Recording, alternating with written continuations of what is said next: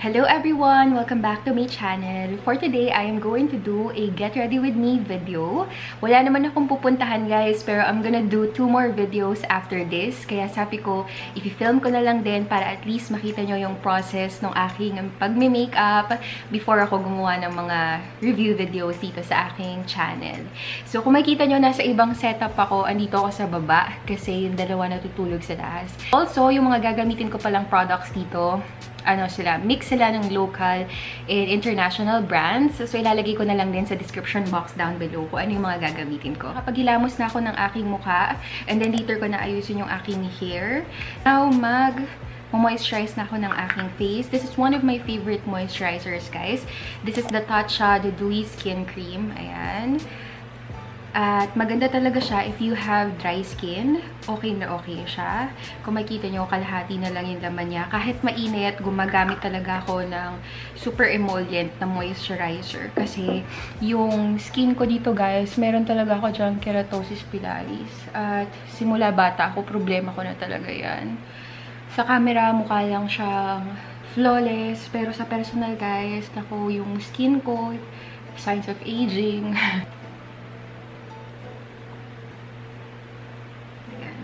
Gamit ako ng aking primer, Tatcha the Silk Canvas. Parang puro Tatcha ata yung ginamit ko ngayon, ano. Now, for my foundation, I'm gonna use this, Lancome na Teint or Teint Idol Ultra Wear. Bago lang to, hindi ko pa siya natatry. Hindi ko lang alam kung tama ba yung shade ko. Nakuha ko is 230 Buff Warm.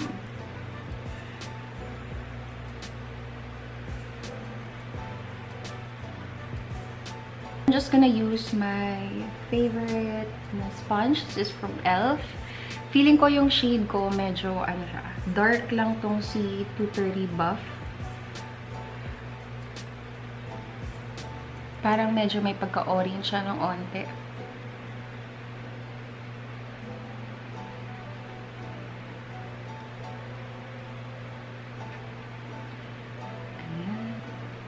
Hindi ko naman kailangan ng makapal na foundation. I'm gonna use a lighter concealer. Pero before that, I'm gonna use itong favorite ko na peach corrector from Jeffree Star Cosmetics.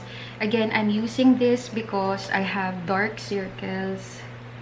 Onti lang kasi talaga yung tulog ko guys lately. So, expected na talagang dark yung aking under eyes. And also, nag-breakout ako dito.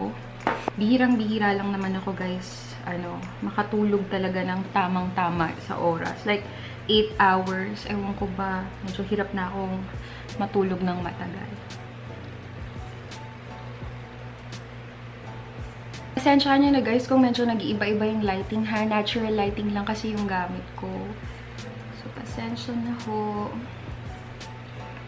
Ayan.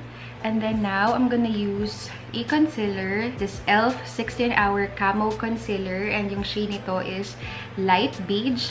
Medyo maputi sa akin to, guys. Tagal ko na itong hindi ginagamit. And actually, guys, comparing this to the hydrating one, mas mataas yung coverage nito, guys.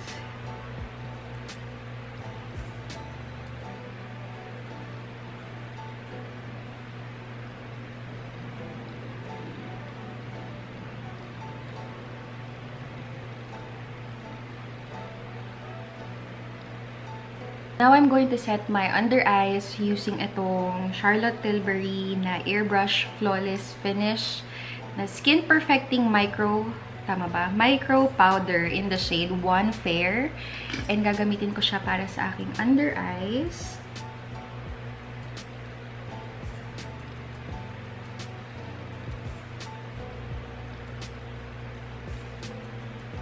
Then set ko lang itong aking nose area.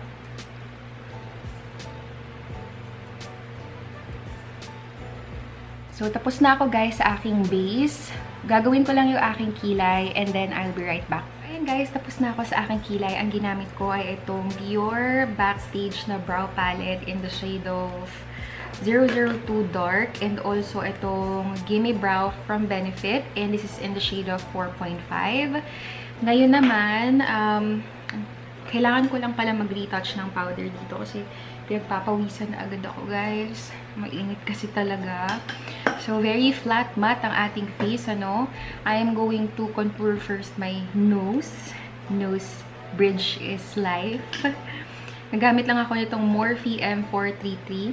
Hindi ko alam kung pantay pala yung kilay ko. Pagpasensyahan nyo na kung hindi siya pantay, guys. Hirap talaga pantayin ng kilay ko. Yung isa kasi mas mataas. Etong isa mas mababa. Kaya yung mga makakapalang kilay, tapos pantay yung kilay. Very lucky kayo kasi ako talaga, nako, hindi talaga siya pantay.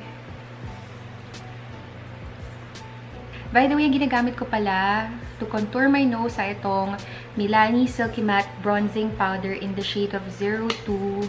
Ang ganda, guys, ng color niya kasi hindi siya sobrang warm, hindi din sobrang cool. So, saktong-sakto lang siya para mamimik yung shadows ng aking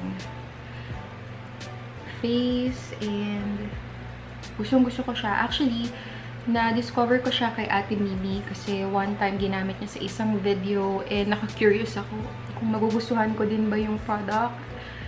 At ayun, nagustuhan ko din naman siya. And then, I'm going to bronze my face. I'm going to use itong luma ko ng Real Techniques na brush. Ang takaw ko lately kumain at mapapansin nyo, bilugan na naman yung mukha ko. Ang takaw ko talaga, guys, kumain. As in, kanin ako ng kanin. Dati, kaya kong hindi kumain ng kanin. Ngayon, rice is life na naman sa akin.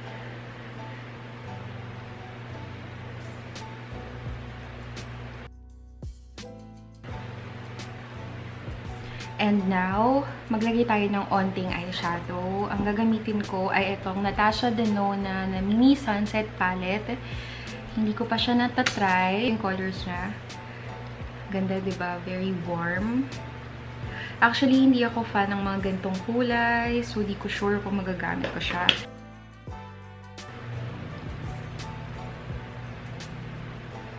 Konting-onti lang. And then, from this palette, itong kulay na to, parang bronzy shade. Ooh. Ito yung kulay niya.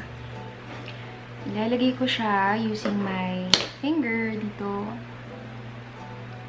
May fallout siya.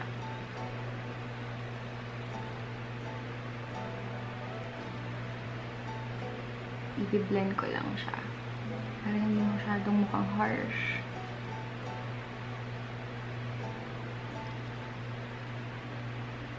And papatungan ko lang siya nitong Touch Soul na Metallist Sparkling Foiled Pigment in the shade of Honey Brown.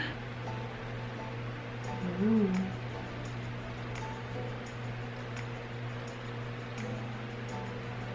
Actually, lagay ko na lang siya sa buong eyelids ko. Wow. Mas pigmented to as compared din sa Natasha denona na palette.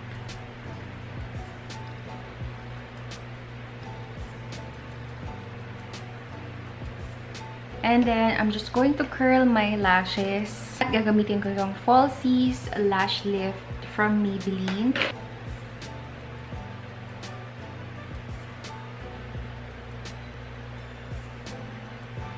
Ngayon, maglalagay lang ako nitong parang nude eyeliner. This is from Rimmel's Candle Eyes. I think kailangan ko na siyang palitan kasi medyo matagal na sa akin to, guys. Pero gustong-gusto ko talaga siya.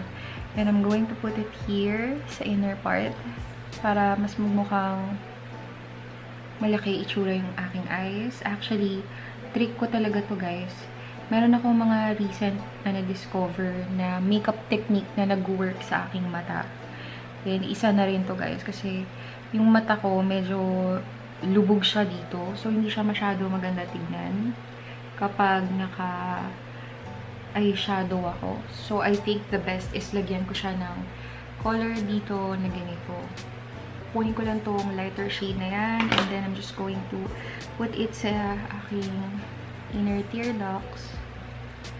Ang gagamitin ko pala ay itong si M7 I Kiss You. And again, this is from Love Me More by For You Too. comment lang kayo kung gusto nyo gawan ko siya ng review. Nyo, sobrang pigmented niya talaga, guys.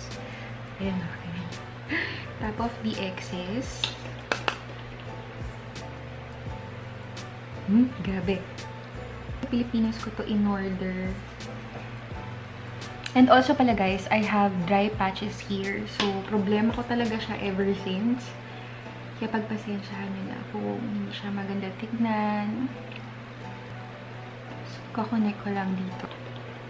Tapos, gagamitin ko tong Wet n Wild Hello Halo Blush Lighter. Again guys, pagpasensyahan nyo na very textured yung skin ko dyan. So, medyo nag-leave talaga siya ng parang patches ng onte. Kaya again, pagpasensyahan nyo na po.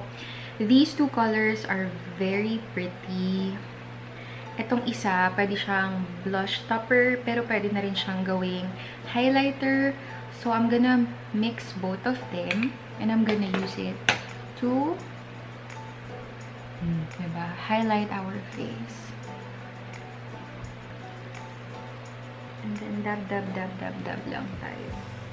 Wet n Wild is one of the best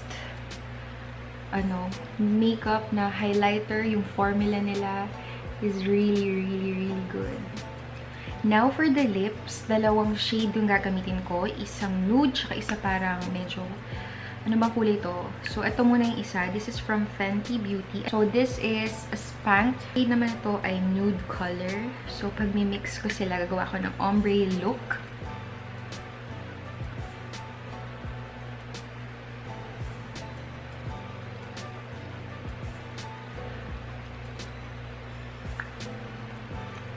And gagamit ako ng lip liner. This is from Huda Beauty, yung Wifey. This is my favorite na lip liner.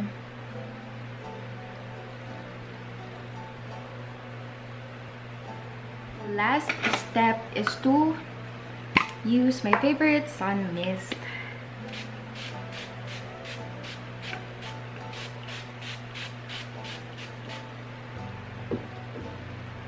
Finalize ko lang yung aking look, guys, and I'll be right back.